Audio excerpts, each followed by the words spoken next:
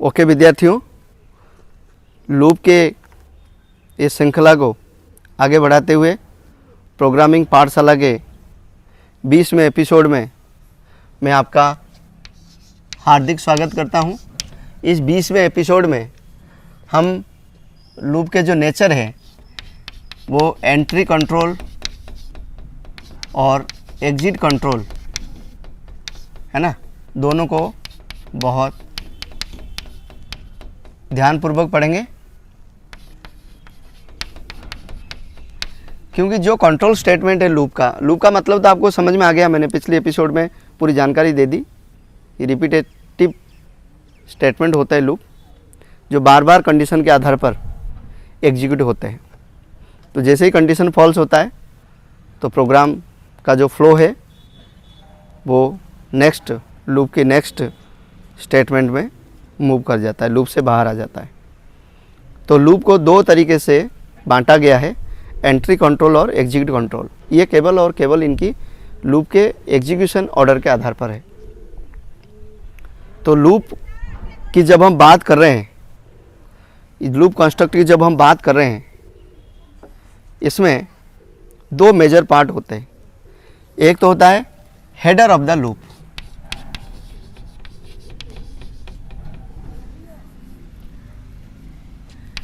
Header of the loop है ना, और जो दूसरा मेजर पार्ट होगा वो होगा बॉडी ऑफ द लूप।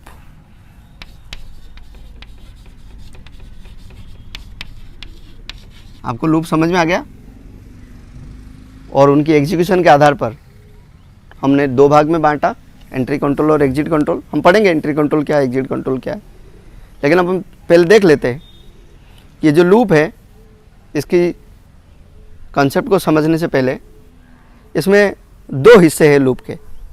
एक तो हेडर है लूप का, जिसके अंदर कंट्रोल कंडीशन होते हैं, है ना। कंट्रोल कंडीशन को हम लिखते हैं header of the loop, where we state condition, clear, control condition.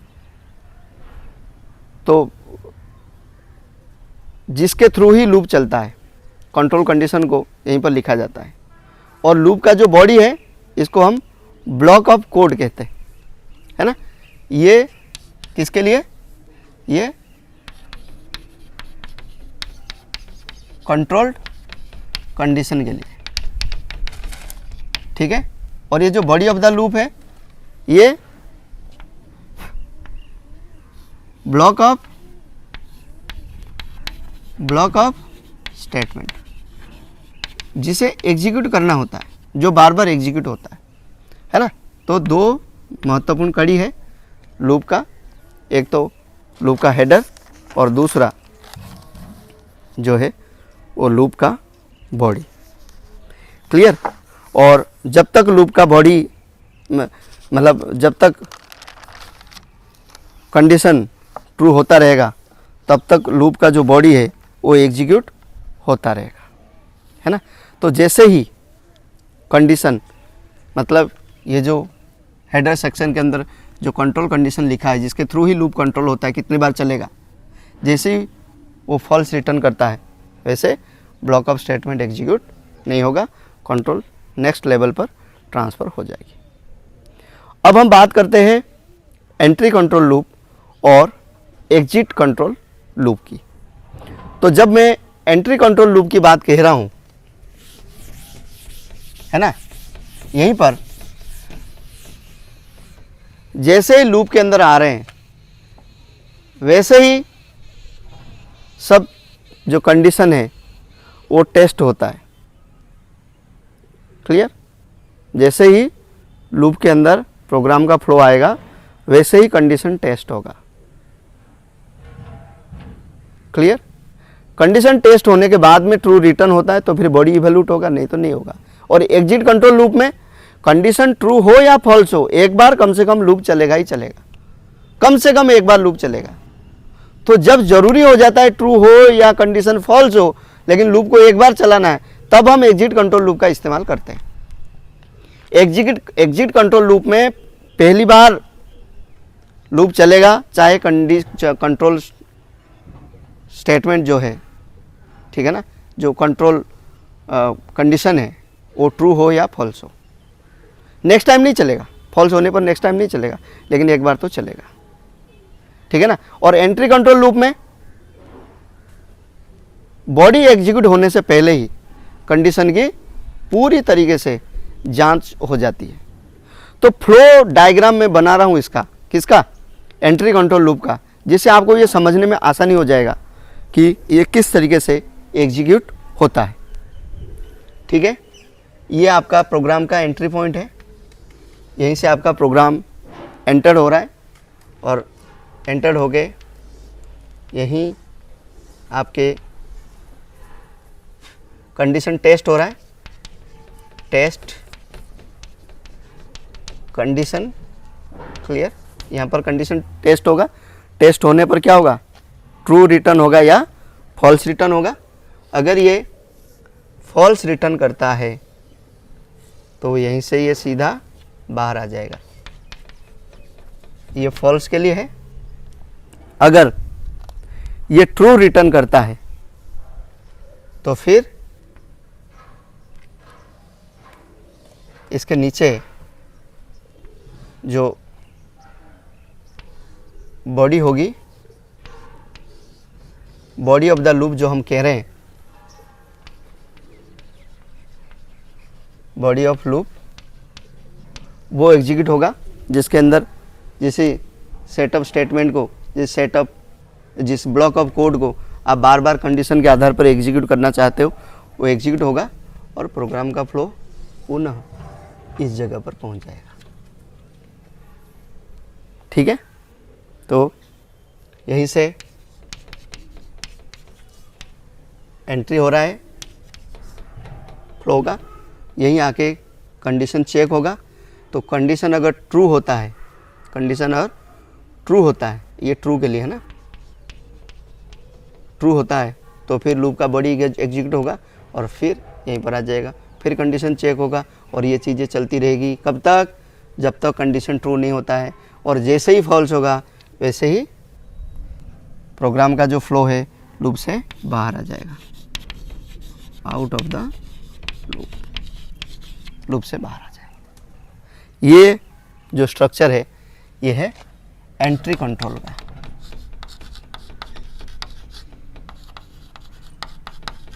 है ना, ये एंट्री कंट्रोल लूप का स्ट्रक्चर है, क्लियर। बॉडी एग्जीक्यूट कब होगा, जब कंडीशन टेस्ट होता है और ट्रू रिटर्न होता है, ठीक है ना। तो बॉडी इवैल्यूएट होने से पहले कंडीशन की जांच होने की स्थिति को ही हम एंट्री कंट्रोल लूप कहते हैं। एंट्री पॉइंट पर ही ये नियंत्रित हो जाता है कि बॉडी एग्जीक्यूट होगा या नहीं होगा। अगर एग्जिट कंट्रोल लूप की बात करें, ठीक है ना, एग्जिट कंट्रोल लूप की बात करें तो ये किस प्रकार से होगा, एग्जिट कंट्रोल लूप,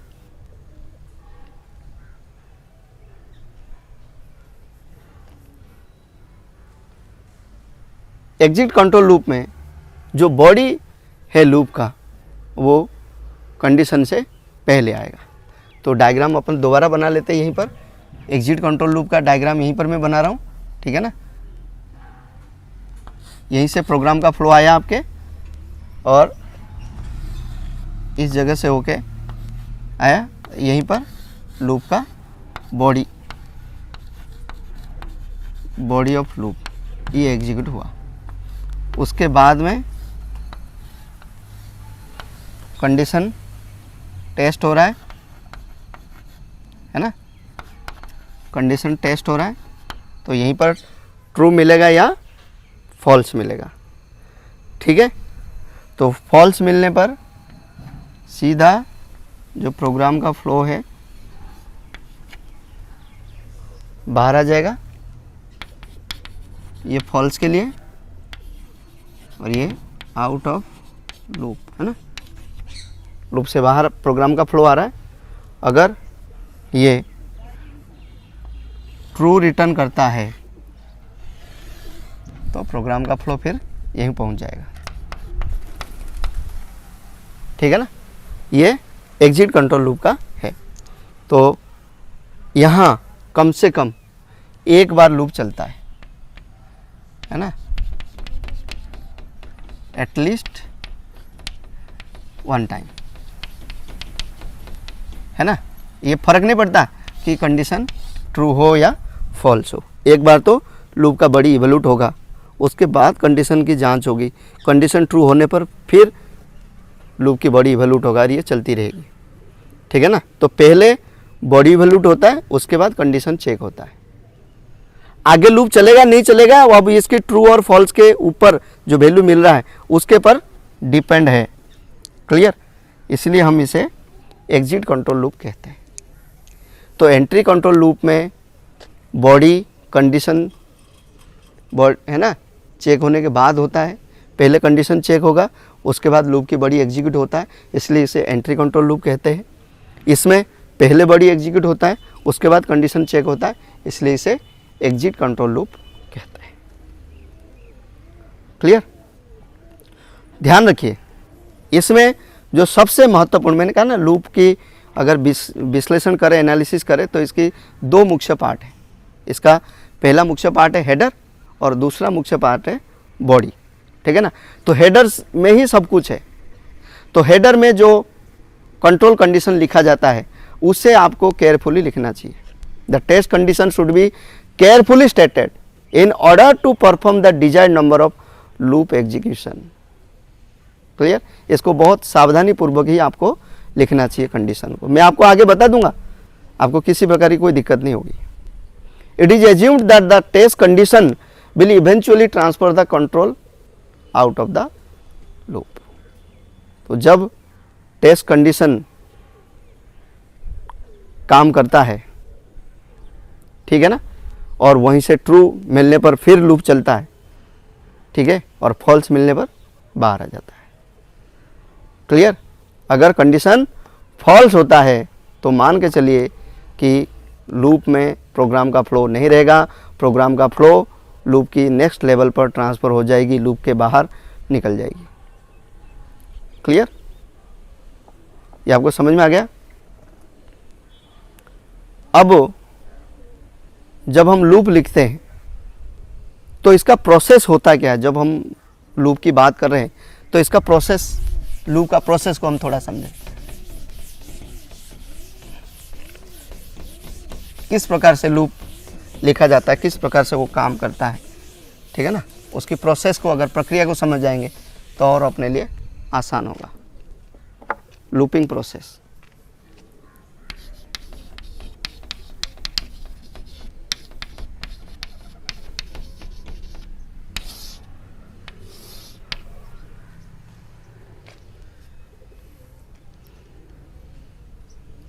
ठीक है ना। पहले क्या होगा कि जो भी वेरिएबल वगैरह है इनमें इनिशियलाइजेशन होगा, clear. Setting and initialization of the condition variable,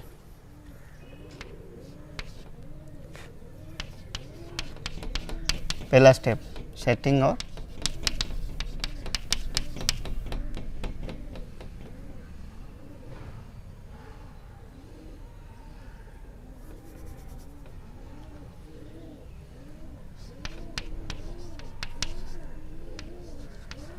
initialization of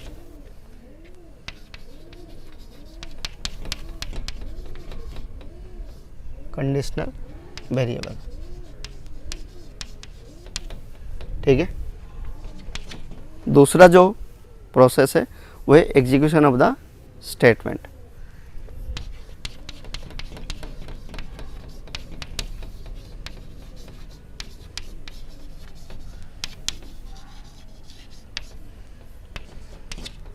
और तीसरा जो है, जो भी कंडीशनल वेरिएबल आपने लिखे हैं वो इंक्रीमेंट या डिक्रीमेंट होगा। अपडेशन ऑफ कंडीशनल वेरिएबल, ठीक है ना। तीन चीज़ें, पहले इनिशियलाइजेशन और दूसरा एग्जीक्यूशन और तीसरा अपडेशन। ठीक है ना, तो यूं कहा जाए, पहला इनिशियलाइजेशन, दूसरा एग्जीक्यूशन और तीसरा अपडेशन, है ना। ये 3 मुख्य बिंदु है लूप की प्रोसेस का, आप इसका ध्यान रखें। The test may be either to determine whether the loop has been repeatedly specified number of times or determine whether a particular condition has been met। ठीक है ना, अगर कोई कंडीशन आपने स्पेसिफाइड कर रखा है तो तब तक वो कंडीशन जब तक नहीं आ जाता है तब तक वो चलता रहेगा, या फिर आपने जो नंबर ऑफ टाइम आपने स्पेसिफाई किया हुआ, जो डिटरमाइन किया हुआ कि भाई 10 बार चले, 20 बार चले, 25 बार चले, ठीक है ना, वो तब तक लूप चलेगा। तो सी में जो लूप है वो 3 लूप है। कौन से आपको मैं बता दूं, पता होगा आपको। फॉर लूप, ठीक है ना, नेक्स्ट है व्हाइल लूप और नेक्स्ट है डू व्हाइल लूप, है ना। तो ये जो फॉर लूप है और व्हाइल लूप है, ये दोनों के दोनों एंट्री कंट्रोल लूप है। ये दोनों एंट्री कंट्रोल लूप है ना। और ये जो डू व्हाइल है, ये लूप जो है ये एग्जिट कंट्रोल लूप है।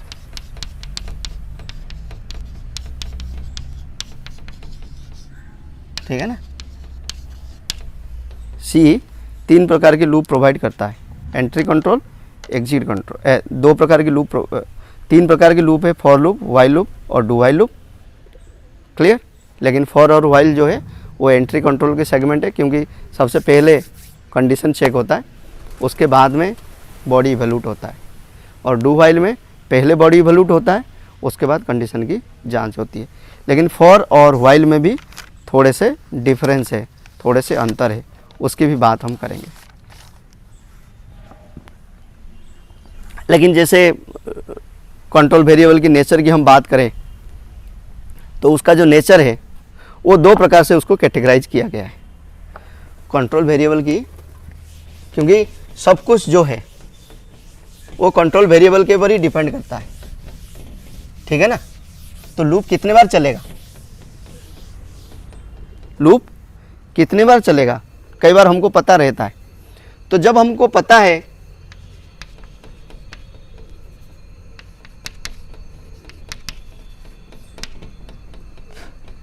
कि लूप सपोज करो कि 10 बार चलेगा या 20 बार चलेगा या 30 बार चलेगा, है ना। जब हमको ये पता है कि लूप स्पेसिफाइड टाइम तक चलेगा, ठीक है ना, उसे हम काउंटर कंट्रोल लूप भी कहते हैं। इसको हम क्या कहेंगे, काउंटर कंट्रोल लूप।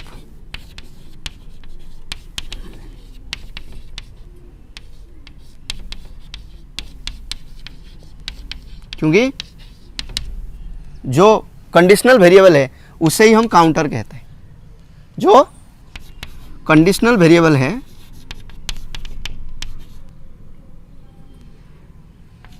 जो कंडीशनल वेरिएबल है उसे ही हम काउंटर कहते हैं, क्योंकि वहीं से ही पता चलता है। ठीक है ना। लेकिन जब अपन को पता नहीं है, हम मान के तो चल रहे हैं, लेकिन हमने 10 बार लूप चलाया, लेकिन अपन को पता नहीं है कि भाई 10 बार लूप चलेगा, हो सकता है हम 5 बार में ही बाहर आ जाए, तो उसको हम सेंटिनल कंट्रोल लूप कहते हैं। तो सेंटिनल कंट्रोल लूप में जो कंट्रोल वेरिएबल होता है उसकी जो सेनिटल वैल्यू है वो इंडिफिनाइट होता है, वो पता नहीं होता है। क्लियर। क्योंकि जो नंबर ऑफ रिपीटेशन है वो पता नहीं होता है, अननोन होता है, उसकी जानकारी नहीं होती है कि लूप एग्जैक्टली कितने बार चलेगा। हो सकता है 10 बार चलेगा, हो सकता है 20 बार चलेगा, हो सकता है 30 बार चलेगा। ठीक है ना। लेकिन जब बिल्कुल निर्धारित है कि 10 बार ही चलेगा, तब वो काउंटर कंट्रोल होता है क्योंकि स्पेसिफाइड टाइम है, और जब इंडिफिनाइट टाइम होता है, जब इंडिफिनाइट रिपीटेशन होता है, ठीक है ना, जब इंडेफिनाइट रिपीटेशन होता है तो इसे हम सेंटिनल